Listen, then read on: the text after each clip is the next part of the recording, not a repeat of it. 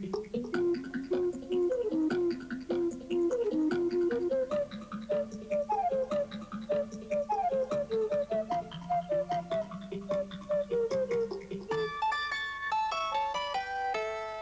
woman's place is in a home, looking after the furniture and that, cleaning.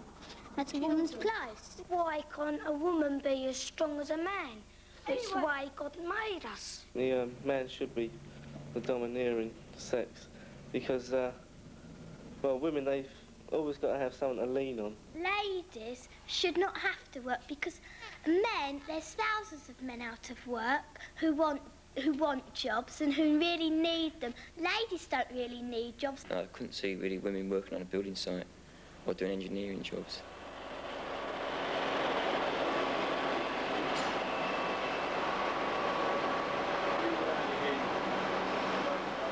In this engineering school, 80 apprentices are all following the same basic training.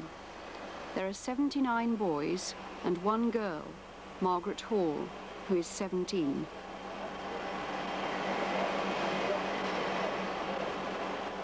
Well, when I decided I wanted to be a draftswoman, I knew I'd have to do sort of an apprenticeship, so I got the relevant practical knowledge.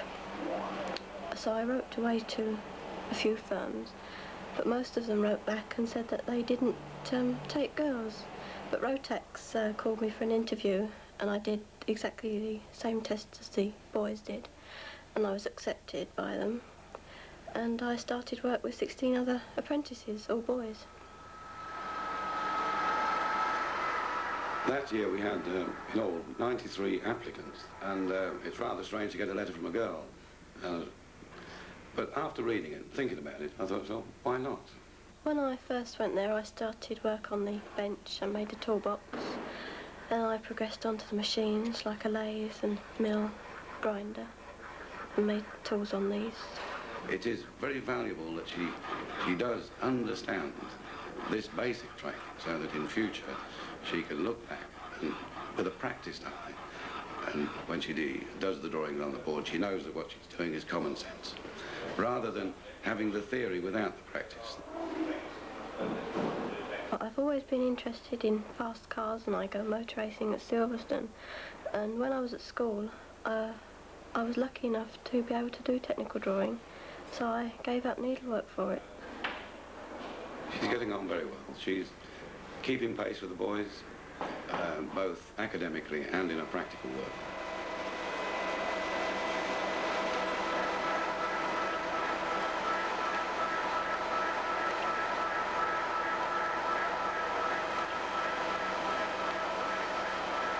It's nice to see the boys accepting her anyway in their midst, and it's nice to see the instructors to taking her as one of the boys, but at the same time remember she is a girl. It's a nice change to have a few females about the place, really, and just, well, it gets away from the point of view that it's all boys that do apprenticeships, isn't it? It's all right just having the one, I think, but, well, maybe 2. You can give them a hand if they ever need it. Like, sometimes you have to take a chuck off a lathe and you have to give her a hand to put it on sometimes. She has difficulty. No. I don't really know what you'd do if you had more girls than that. You'd be spending half your time lifting chucks up and that for them. When I first went to Rotex, it was the atmosphere was a bit strained, being the only girl, but after a while they just got used to me. Now I'm treated like one of them. My memory goes back to the war years when I was on the shop floor myself, and I had women working on large machines doing very precise jobs. I've always appreciated females in industry, and I'm sure that there's always a place for them. So a girl can do a man's job if she really wants to. But could a man take the woman's place as a housewife and mother? The man and the mother should both be able to look after the baby just as well. The mother had the baby, and she pays more, and the baby pays more attention to her mother, because the father didn't have it, and the father didn't care for it as much as the mother did. They are more gentle than men are, because they're probably with the child longer. If you isolated a man from toughness, he'd just be as gentle, if not more gentle than a woman. A woman's place, I thought it was an easy job they had until I had to take it on myself. That and 5 children as well. Dad, I've got some tampons. Oh dear. Where'd you get these from? 2 years ago, Eric Clark's wife left him, and he had to give up a well-paid job to stay at home and look after the family. He now has £14.50 a week, social security money, to bring up his 5 children. It's as though you've given birth to 5 children all at once, overnight, like sort of thing, and it catches you a bit off guard. Lay right back now. Daddy will wash the soap off. Lay right back, I won't let you fall. There's a couple. In the beginning, little Eric was only just turned 1.5, and he was more or less, you know, on baby food. Well, actually, he was still wearing nappies. Not a silly old man. I didn't know, even then, how to change nappies properly, although I had 5 children. There we go. There's a good boy. Okay, love. Got those bubble eyes, haven't you? Normally, it's perhaps the father only sees his child 2, 3 hours at the most a day, if he's lucky, and possibly weekends. Whereas the woman's got 24 hours, out of 24 hours more or less with the children. That's it. I'm going to shoot them. Drop away. You get a chance to see the child at its true self. When a child is running around your feet all day long, it's relaxed and not thinking it. Mummy might have said to her, you wait till Daddy comes home. Whereas if Daddy's at home all day long and the children are running around, they are their natural selves. They're relaxed and unthinking, and you see them as they really are. What's this? Onions. Onions? Yeah. What's this? Oh, flour. Flour. That's what Daddy makes the cakes with. What's that? Carrots. Carrots. I compare now from when I was at work and now when I'm mother and father role, home with them all day long, I can see a distinct difference. You can buy me some of them. You've got some pencils. You've got some pencils, haven't you? Quite honestly, you do have moments of near panic. It's more often than not, each day you get a set of problems crop up that really makes you want to sort of give it up, more or less. And I find that I've had to, often in the past, turn to the Citizens Advice Bureau, who can help you with some of these problems, if not all of them, and give you a bit of advice. I want to try and get back to work if I can. But of course, like with 5 children, it's a big worry to get them looked after properly. You know? I find it's not so much, you know, that I'm tired of doing the job sort of thing, but I feel that now, you know, I've had a go at it. I want to get back to work if possible, but I can't get anybody to look after the children without giving them up. You know, Mr. Clark, you are coping absolutely marvellously with this situation, far better than a lot of women would cope with the same situation. It would be very difficult to find anyone to look after the children while you went to work. But if getting a babysitter would help you to get out a little and relieve the isolation, we could try to do that. If I was a woman, for example, I would expect a salary of about £30, £35 a week to do this job, like, you know. This is the way I compare it.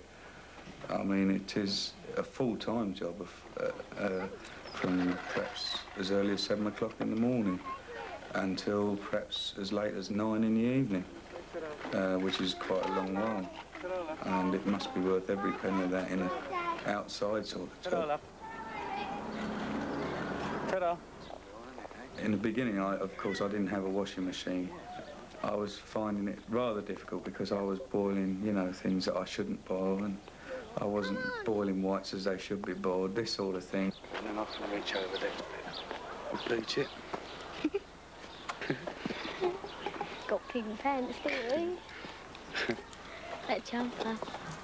Too much bleaching. Come out like lacework, didn't it? And I was shrinking jumpers and dyeing shirts and socks was coming out different colours that they went in, and it was really fun actually. Now I look back on it all.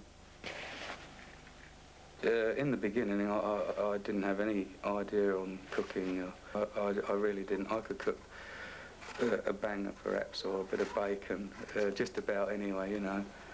And I gradually, you know, read books and asked people and different things like that, and you gradually train yourself. I find now that I get on with pastry fairly well. I'm no Philip Harben or no Zena Skinner, but you know, I get by. And I find that it is a big help because, you know, cooking apples are fairly cheap, and you can make, you know, from a couple of pounds of apples, you can make a couple of nice pies. I'll collect that and all. Cut your nose out. Now just wait a minute. Anybody want some more potatoes? No. Yes. Yes. Yes. No, thank you. No, not Mum. There you are then. Oh, look, it's not sweating. Oh, do you want this? No, you eat it.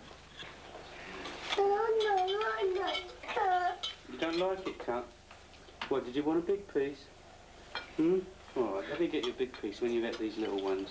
As I say, I just took it for granted, more or less, that when I got home of an evening, I'd expect to find my meal there and a bit of peace and quiet and perhaps, you know, an hour's television or something like this, and that was the day, as far as I was concerned.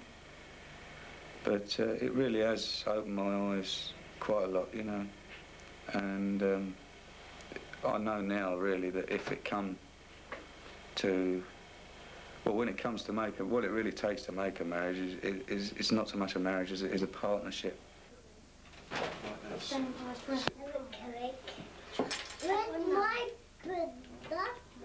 Eric is doing a woman's job from necessity, but in an ordinary family situation with mother and father, perhaps the woman should do all the housework. The trouble is that the man comes home and he expects his supper to be ready. But if the lady has been out to work as well, so I don't see why she should get the dinner. My dad comes in, sits down. Can I have a cup of tea, please? Where's my dinner? And all that, when she's just come home from work. I have to make my own bed and tidy up my own room and do the housework in it. And whereas my brothers just leave it all to my mum or myself. I think the woman should do the cooking and the washing up and the cleaning, and let the men do it, you know, sort of things that's left over. I think a man, when he gets home from work, he wants to sit up on the couch.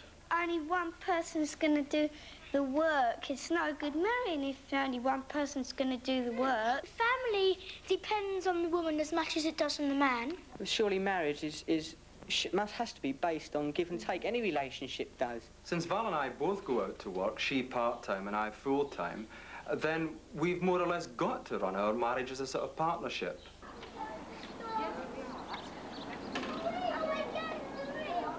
George and Valerie Patterson are an ordinary family with 3 children. Both of them go out to work and share the household duties between them. Well, my mum goes out, and sometimes my dad stays in the morning, and sometimes a lady used to come. She used to look after the babies. And she used to get your tea for you, didn't she, when you came home from school? At 4 o'clock. I am a social worker, and I work mainly with old people and handicapped people of all ages. I work a part-time week of about 3 full days. My job as an adult education teacher means that I work evenings, and so I can take some time off during the day to help with the looking after the children.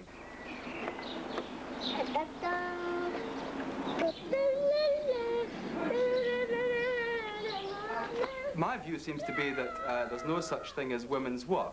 I mean, I said I do the ironing, etc., etc., and there's no reason why a man can't do that just as well as a woman can.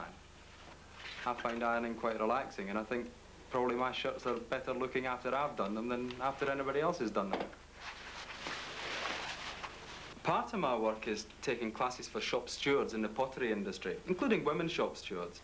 And I know that there's this ridiculous situation in pottery where men and women are side by side doing the same work, and yet the woman only gets 60% of the men's rate. We were trying to help these women to get equality at work and in their own union. Now, it would be unreasonable for me to try and help them to do that at their job and not transfer that equality into my own home.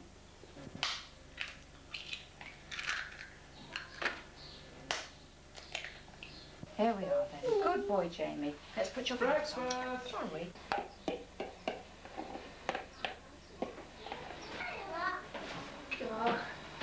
In the morning, there's breakfast to be made and the kids to be got up. Well, it seems reasonable that one person should do one half and the other person should do the other. Even if we both weren't out working, of course, I think we'd still have to divide the labour this way. I think it makes sense and it's only fair.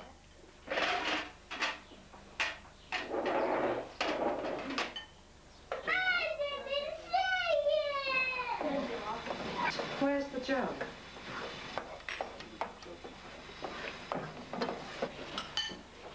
Hey, that's enough, hey! Rachel, put your hands in it. Thanks. Rachel. Thanks.